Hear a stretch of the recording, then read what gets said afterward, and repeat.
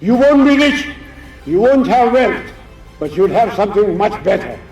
Respect in the professional army. You will be respected wherever you go.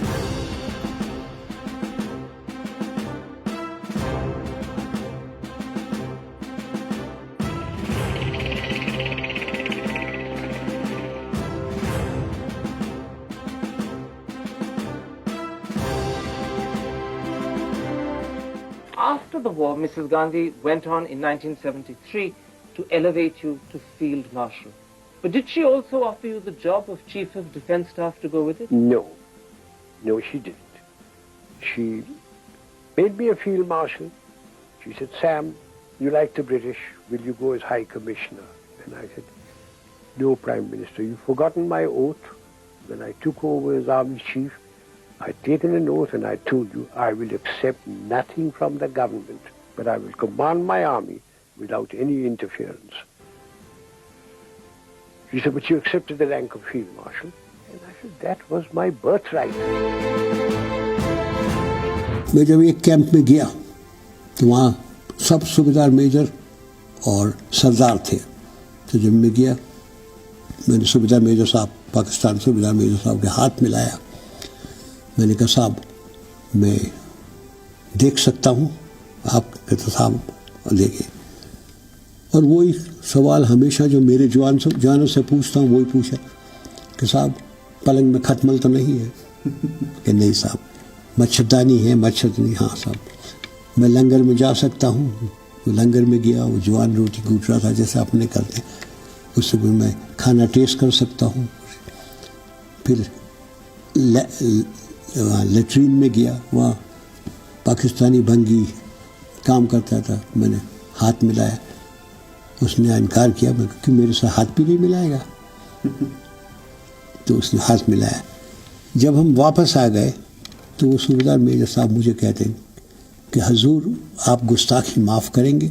मैं कहा आप सूबेदार मेजर साहब हैं, जो मर्जी है कहें। कहता अब हमें मालूम हो गई साहब कि आपकी फ़ौज क्यों जीती है।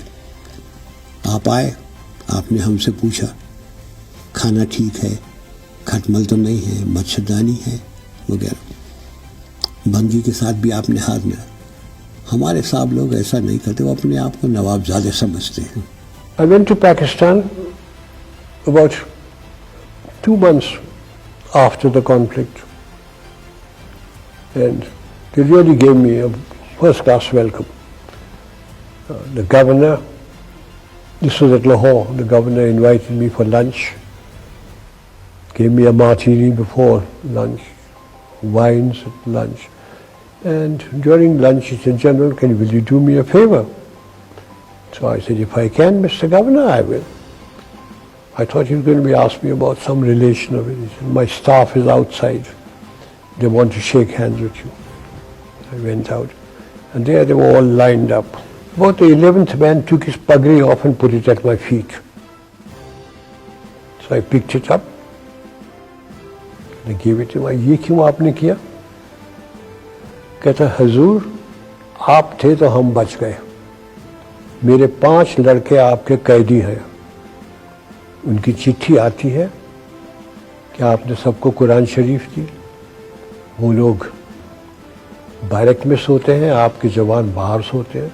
वो लोग चारपाई पे सोते हैं, आपके जवान ज़मीन पे सोते हैं। आप जब जाते हैं हाथ मिलाते हैं सबके साथ, लंगर में जाकर खाना टेस्ट करते हैं। Turn around, governor was with me. अब हम कभी नहीं मानेंगे साहब कि हिंदू खराब है। And I got into trouble in my own country.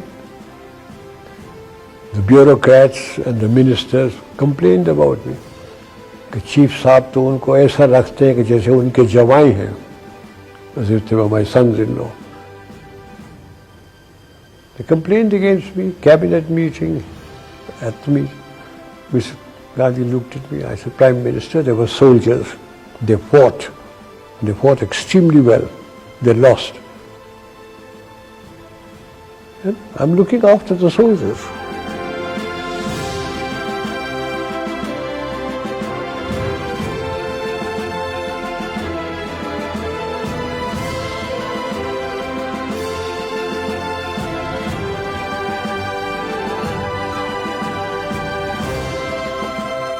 It was after the 1971 conflict.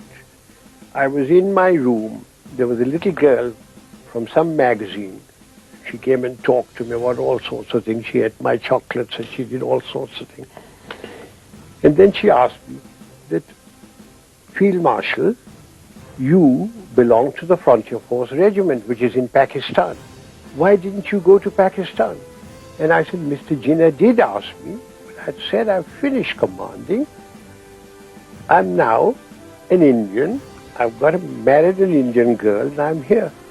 And then she asked me, and what would have happened if you'd gone to Pakistan? So I bent her over and slapped her bottom. I said, I should have won the war and I would have thrashed you.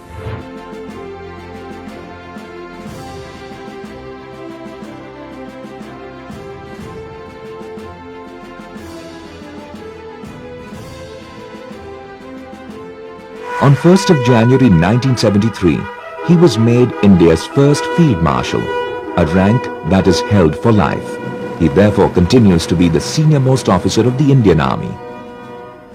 This was in Burma in 1942. I was commanding a Sikh company, big tough chaps. I had a man called Sohan Singh, big man, stood about 6'4".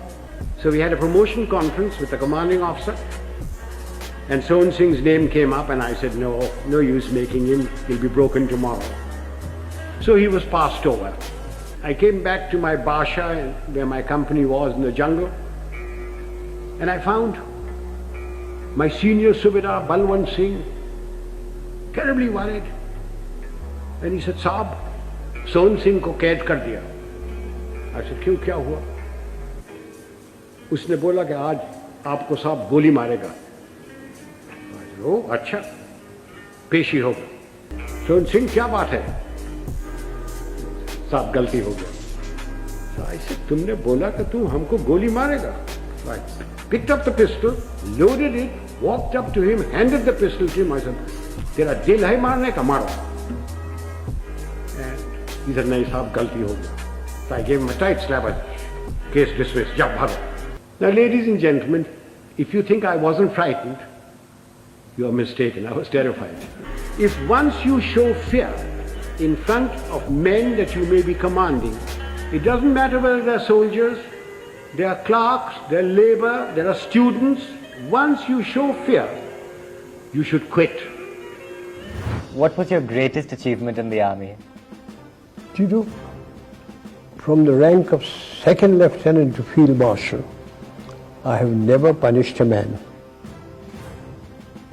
My adjutant general, when I was the chief, and my judge advocate general used to get, wild court-martial proceedings would come to me.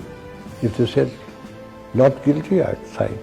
If they said guilty and punished, I'd take the file home, I'll look at it, I'll say, no, I think witness number 3 has lied, it's the so-and-so thing.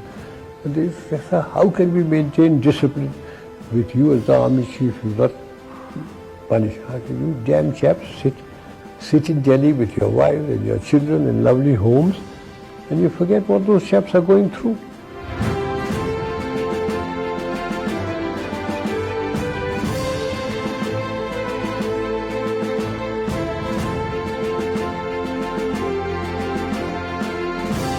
One evening, at 4 o'clock in my office, I was having tea when Mrs. Gandhi rang up. She was in Parliament House. Sam, are you very busy? And I said, Prime Minister, the Army Chief is always busy, but never too busy to talk to his Prime Minister. She said, can you come over? And I said, I'm having tea here. She said, I'll give you tea. I said, I have good tea here, you'll give me muck. He said, come over. So I said, okay. So I got hold of the ADC. I said, the girl wants me. Come on, get the car. The girl wants me. I always knew I'd talk like that. So we got into the car, went to Parliament House. She was sitting in her office with a kidney-shaped table. I walked in my breezy way. I said, hello, Prime Minister. You seem worried. What's wrong? She said, I've got problems. So I said, cry on my shoulder. What are your problems? And she looked me straight in the face and said, you are my problem. So I said, now what have I done? Have I made a speech? Have I done something stupid? I said, what have I done now? He said, everybody says you're going to take over from me. So I said, and what do you think? She says, you can't. And I said, oh, you think I'm so incompetent? I didn't mean that, Sam. You wouldn't. She has a long nose, I have a longer one. I put my nose next to her. I want to tell you, I have no intention or even a thought of getting involved in politics or taking over, as long as I command my army without interference. When I became army chief, Morarji Bhai was the finance minister in Mrs. Indira Gandhi's cabinet. Then he became prime minister. Mrs. Gandhi lost the election, he became prime minister. One day he said, I believe you drink. So I said, yes, I have. You mustn't drink. Very bad for you. So I said, Prime Minister. I come to my Prime Minister, he said, you mustn't drink. I go to a party and I talk to a pretty girl. My wife says, you mustn't talk to her. I'm a field marshal, is life worth living? He says, your wife is quite right. Drinks and pretty girls will ruin you. I said, they haven't ruined me so far. Soon after the war, General Manekshaw was awarded the Padma Vibhushan for his exemplary contribution to the nation.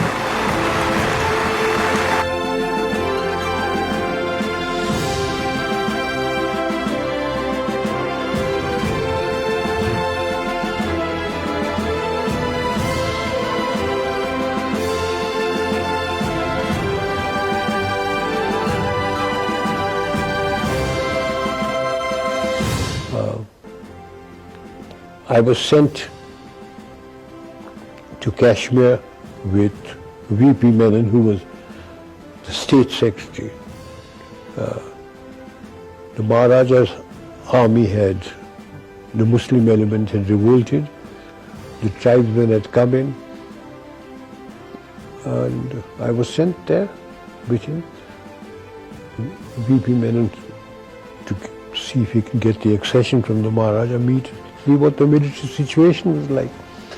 And at about midnight, the Maharaja signed, kept on saying, you must send soldiers in. He said, we can't send soldiers into your state unless you accede to India. So at midnight he acceded to India. V.P. Menon handed over the accession papers to Mountbatten. Mountbatten looked at me. He said, Manekji. He didn't call him Manek. Manekji, what's the military situation like? I said, very bad, sir. The tribesmen are busy looting and raping about 9 kilometers away from Srinagar and the airfield. If they once get in, we've lost Kashmir because we won't be able to fly troops in, etc. So he looked at Nehru and Nehru talked and all until Sardar Patel lost his temper. He said, Jawaharlal, do you want Kashmir or do you want to hand it over? He said, of course, Kashmir is ours now. So he said, will you issue orders? And before he could issue orders, Sardar Patel said, you have received your orders. So I walked out and we started flying troops into Kashmir. What was your relationship with Sardar Patel like? Sardar Patel was Home Minister, and I had a good relationship with him. Every morning, V.P. Menon and I would go to his place and he would be sitting down there. His daughter, Bunny Ben, sitting cross-legged with a Parker fountain pen, a brown Parker pen, taking notes. And he would say, VP, I want Baroda. Take him with you. I would go as the bogeyman in uniform. When the killings were taking place in Calcutta, by British Commander-in-Chief, he came along and said, hey you, the Sardar wants you in Calcutta. So I said, why me, sir? He phoned, he wants you there. An aircraft has been laid on for you. So I went there. The Sardar was with the Chief Minister, B.C. Roy. When I went in there, he said, I don't want arguments, etc. I'm going to ask you a question, I want an answer. If I hand over the situation to the army, how many Bengalis will you kill and how long will it take you? I was a very young brigadier. So I opened my mouth. I said, sir, about 100, about a month. So he said, turned round to Bidhan Roy, he said, thousands are being killed. He said, go and kill them, take over. And he deployed troops all over Calcutta. We didn't have to kill anybody. Everything finished. He said, come here. And in Gujarati he tells me, "Tumhe sachu nahi bolo?"